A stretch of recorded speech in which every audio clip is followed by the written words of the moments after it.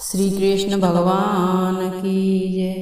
भक्तों, ये जो कथा है वो सत्यभामा के पूर्व जन्म की है कि वो पूर्व जन्म में कौन थी।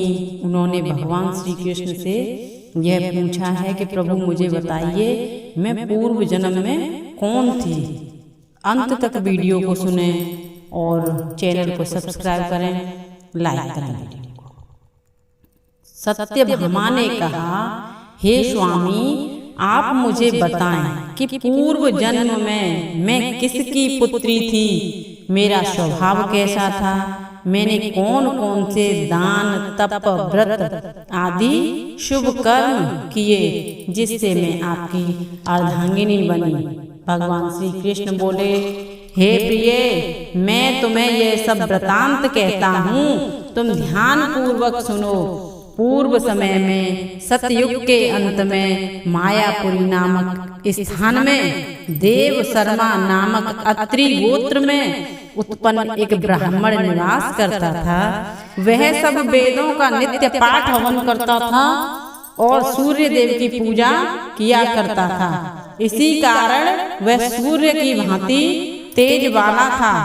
उसके वृद्धावस्था में गुणवती नामक कन्या पैदा हुई। विवाह योग्य होने पर उस पत्नीहीन ब्राह्मण ने अपनी कन्या का विवाह अपने शिष्य चंद्र शर्मा के साथ कर दिया। चंद्र शर्मा अपनी भार्या अपनी पत्नी गुणवती के साथ अपने ससुर की कुटी पर रहने लगा। एक समय दोनों ससुर जमाता कुश तथा समिधा लेने के लिए हिमालय की तलहटी में पहुंच गए। हिमालय की तलहटी में पहुंच गए। वहां उन्होंने अपने सामने एक भयानक राक्षस को पाया तो भय से उनके शरीर शिथिल हो गए। उनमें वहां से भागने की भी शक्ति न रही। उस काल रूपी राक्षस ने उन दोनों को मार डाला। धर्मात्मा होने के कारण तथा सूर्य पूजक होने से दोनों को मेरे पार्षद बैकुंठ लोक ले गए, क्योंकि शिव, गणेश, सूर्य, देवी और विष्णु की उपासना पूजा करने वाले सभी धर्मात्मा व्यक्ति स्वर्ग की प्राप्ति करते हैं। मैं अलग होता हुआ भी काल और कर्मों के भेद से 5 रूपों में व्याप्त हूँ। वे दोनों तेजस्वी मेरे रूप को धारण कर विमान पर चढ़कर मेरे लोक में रहकर दिव्य भोगों को भोगने लगे। श्री कृष्ण भगवान ने आगे का हाल सुनाते हुए कहा कि अपने पिता एवं पति की मृत्यु का हाल सुनकर गुणवती अत्यंत दुखी हुई और रुदन करने लगी। हे स्वामी, हे पिता, आप लोग मुझे किसके सहारे छोड़कर चले गए? मैं निराश्रय कैसे रहूंगी? मेरे भोजन वस्त्र का प्रबंध अब कैसे होगा? कौन करेगा? मेरे पास तो कुछ भी नहीं है। मैं किसकी शरण में जाऊं? वैधव्य का यह कोप मेरे ऊपर किस प्रकार हुआ? अब मैं कहाँ जाऊं, कहाँ बैठूं और क्या करूं?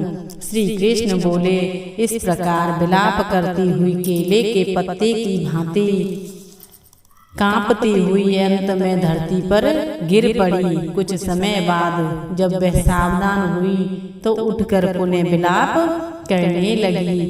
कुछ समय वह शोक सागर में डूबी रही। उसके बाद उसने घर की वस्तुओं को बेचकर द्रव्य एकत्र किया और तब अपने पति और पिता की पारलौकिक क्रियाएं संपन्न करके वह अपनी इंद्रियों को वश में रखे शुद्ध सात्विक जीवन उसी नगरी में बिताने लगी।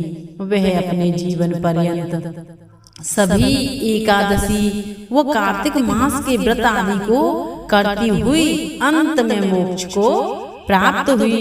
हे प्रिय, कार्तिक मास का व्रत तथा एकादशी के सभी व्रत मुझे अत्यंत प्रिय हैं। कार्तिक मास में तुला राशि पर सूर्य के निकलने पर प्रातः काल का स्नान बहुत महत्व का है। यह मुक्ति का दाता है। कार्तिक मास में स्नान आदि धार्मिक कार्यों से पुत्र आदि संपत्ति प्राप्त होती है। विष्णु भगवान के मंदिर की सफाई धुलाई सातिया काटना, विष्णु की सेवा पूजा कथा कीर्तन करना सुख संपत्ति तथा ऐश्वर्य प्रदान करता है। यदि मन से कोई व्यक्ति कम से कम 3 दिन भी प्रतिवर्ष इन पुण्य कृत्यों को करता हुआ व्रत करे तो उसे जीवन में सुख शांति मिलती है।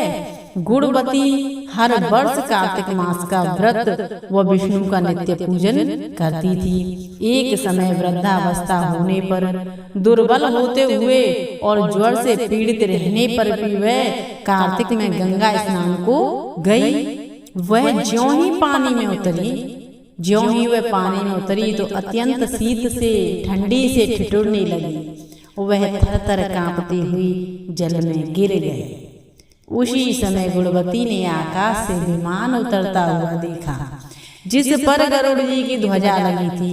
उस विमान में बैठकर वह मेरे समक्ष आई। जब कंसादिक असुरों के संहार के लिए ब्रह्मादिक देवताओं की स्तुति करने पर मैंने इस लोक में अवतरण किया तो मेरे साथ तुम भी आए।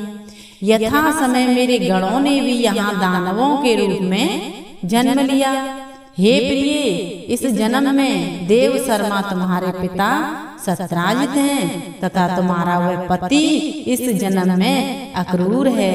हे शुभे, तुम वही गुणवती हो जो जितेंद्रिय रहकर तथा कार्तिक स्नान व्रत के उचित पालन से मुझको प्राप्त करती हो। तुमने जो कभी मेरे मंदिर में तुलसी का एक पौधा लगाया था वही पौधा कल्प वृक्ष के रूप में है। तुमने कार्तिक में जो दीपदान किए तथा मेरी सेवा पूजा संयम नियम के साथ की उसी से तुम में तुम्हारे घर में लक्ष्मी का निवास है। तुमने संपूर्ण व्रतादिक पति स्वरूप भगवान के अर्पण किए। उसी फल की प्राप्ति से तुम मेरी भार्या बन सकी हो, तुम मेरी अर्धांगिनी बन सकी हो।